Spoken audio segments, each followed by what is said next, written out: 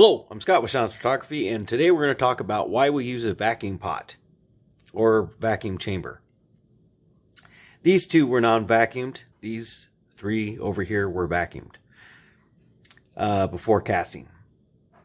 Now this here is flex at 10, this is flex at 10, this is flex at 40, and this is flex at 10. The difference between the flex at 10 and the flex at 40, one is the consistency of a gummy bear, and the other one is about like a insole, a rubber gel insole on your shoe. So this one's a little stiffer than this one, again, than this one.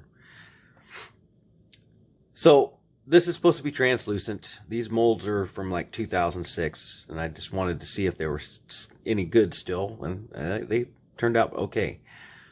But again, non-vacuumed, he's supposed to be translucent, and with all due to the fact of all the air bubbles, he's almost opaque.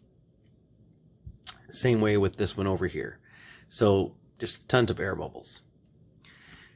This is after being vacuum degassed. It's nice and clear. It's see-through. It's big difference between these. Same way with this one. You can see through his ears on this one. You can't see through his ears on this one. This one here, you can see through his ears on this one, but you can't see through his body due to the fact of the thickness of the colorant in the center than the outer sides. So the thinner it is, the more translucent it is. This one here is opaque, so it really doesn't make a difference about the air bubbles on the inside, but degassing the urethane resin or resin, it's going to get rid of these surface bubbles or any surface bubbles and make it nice and shiny and pretty. Now, if I was using fast cast, it only has a work time of like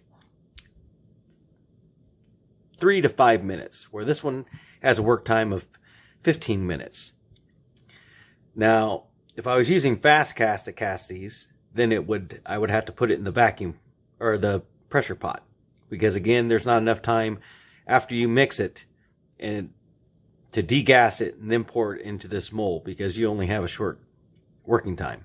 So that's when you actually mix it, pour it into your mold, throw it into your pressure pot to pop the bubbles. So then you would get a nice clear casting like this. But since this has a 15-minute work time on these to cast out of, that means I can actually mix it up, put it in the vacuum pot, degas it, get all the air bubbles out of the urethane, and then pour it into the mold. And then I actually take it and put the mold right back into the vacuum chamber and degas it again. So therefore, I pull all the air bubbles out of the mold. If I was working with fast cast, I couldn't do that. I had to throw it right into the pressure pot. Again, hopefully this will help you out. My name is Scott with Shoms Photography, and thank you for watching.